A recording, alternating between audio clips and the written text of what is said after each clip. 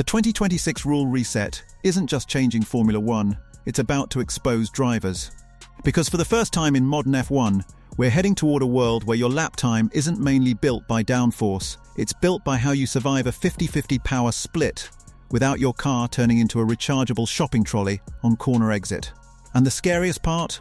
This might be the first era where Max Verstappen's biggest advantage isn't his aggression, it's his ability to weaponize discomfort. Here's the power shift nobody is saying out loud. 2026 isn't a new engine era. It's an energy discipline era, where the car's performance is divided between combustion and electric power, and the driver who adapts fastest will look unstoppable, even if the car isn't the best. Because when power becomes a balancing act, racing becomes a trap. And Max Verstappen loves traps. Now before you think this is just hype, here's the hardest stat in the whole story, and it changes everything. Under the 2026 power unit technical rules, the MGU-K's electrical power can reach 350 kW. That's nearly triple the current era's 120 kW, and it's not a side feature anymore, it's the second engine.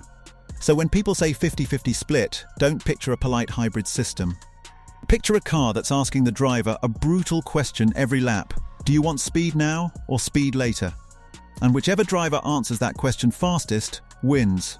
Within the first minute, here's the reveal. 2026 isn't about who has the biggest peak power.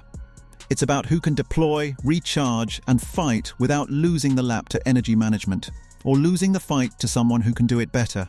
And yes, it sounds like a video game, but it's real. In fact, the FIA and F1 are literally introducing new 2026 terms like boost mode, overtake mode, active aero, and recharge, because that's how much the driving style is changing. So now the uncomfortable question: who adapts fastest, Max Verstappen or everyone else? Because if Max adapts first, 2026 doesn't create parity. It creates a new kind of domination. And smart viewers already know what they do at this exact moment. They subscribe early, quietly, before this becomes the loudest storyline of the season. Because when the grid starts panicking about energy deployment mid-race, you'll already know who's pulling the strings. Welcome to Act 2, where it gets ugly. Because the 50-50 split sounds fair on paper, but on track, it creates contradictions everywhere. Here's the first pressure point. If the electric side is this important, every lap becomes a negotiation between attack and survival. Push too hard early, you drain deployment and become a sitting duck later. Save too much, you're slow now, lose track position, and never get it back. So here's a pattern interrupt. If the new era is supposed to increase overtaking, why is the sport building a system where drivers may have to recharge by lifting or harvesting? Because that's the hidden tension. You might see more tools for passing, but you'll also see more moments where a driver is forced to manage energy instead of attacking. And that changes the psychology. Because the best drivers don't just drive fast, they make their rivals feel like the track is shrinking. Now Max Verstappen's entire career has been built around one thing: control. Control of space, control of timing, control of pressure, and 2026 turns pressure into a currency. Another interrupt. What happens when overtakes aren't just about doctors anymore, but about choosing the perfect moment to unleash boost mode without burning your future laps? Exactly. You get drivers who look brilliant for 5 laps and then disappear, which is why Max becomes terrifying. Not because he'll have more power, but because he's the kind of driver who can win while feeling uncomfortable. And that matters because 2026 won't feel smooth.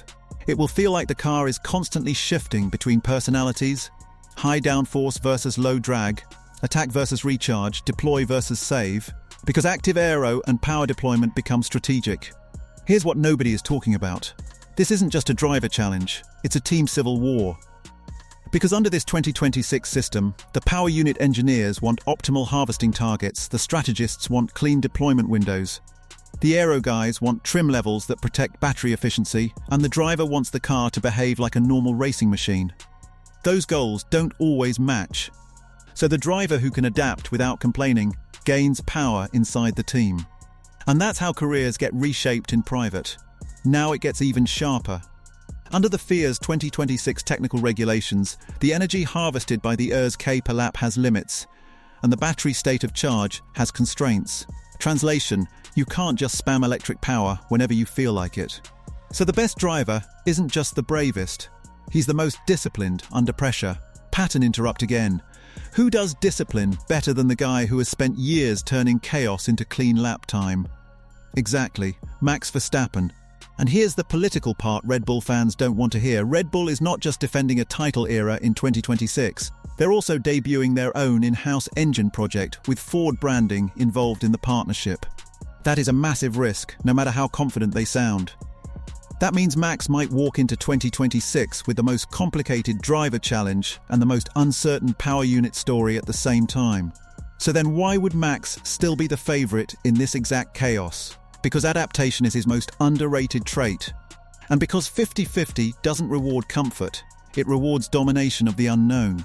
Now halfway through Act 2, here's the identity moment. If you're still watching right now, you're not a casual fan. Casual fans argue about straight-line speed. You're here for the stuff that decides championships before the first race even happens. That's why people like you subscribe, because you can feel the power shift before it becomes obvious. Now I want a real fight in the comments. In 2026, is the best driver the one who attacks hardest, or the one who manages energy best while still racing like a predator?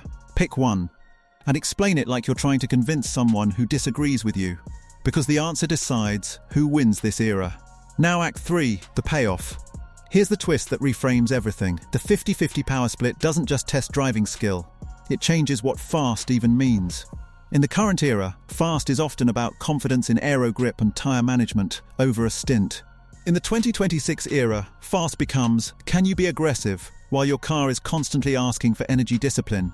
Because if you can't, you'll be quick in qualifying and average in race trim. And that's where careers get exposed. Now let's connect the final dots. F1 has talked about Overtake Mode replacing Doctors-style simplicity, with drivers using extra power strategically when within a certain gap. That means overtakes become more about timing and deployment, not just open flap and go. So picture the new battle. One driver is saving energy. Another driver is pressuring them into defending early. A third driver is waiting to strike when both are low on deployment. And then Max shows up and brakes 10 meters later, rotates the car, forces you to compromise your line, and makes you spend energy just to survive the corner. That's how he turns the 50-50 era into a psychological advantage. Because he doesn't just pass you, he makes you pay for existing. Now here's what's truly at stake. If Max adapts fastest, it could create a brutal loop.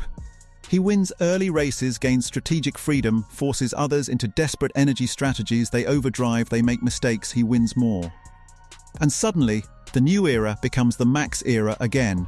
But if Max doesn't adapt first, if the Red Bull power unit isn't perfect, if deployment maps or recharge behavior don't match his style, then 2026 could be the first time in years where Max is forced to fight from behind in a system that punishes impatience. That's the real drama. Because for the first time, the car may demand the one thing Max has never needed to rely on: patience. And when Max has patience, it usually ends badly for everyone else. Optional third subscribe mention, journey style. If you want the next layer of this story, who actually benefits from boost mode, which teams are hiding the best deployment tricks, and why some drivers will look washed overnight, then you already know where this channel is heading. Now here's your next piece of the puzzle. Watch the next video about how 2026 Overtake Mode and Active Aero will change racecraft. Because once you understand how deployment windows connect to braking zones, you'll start predicting overtakes before they happen. And that's when F1 becomes addictive again.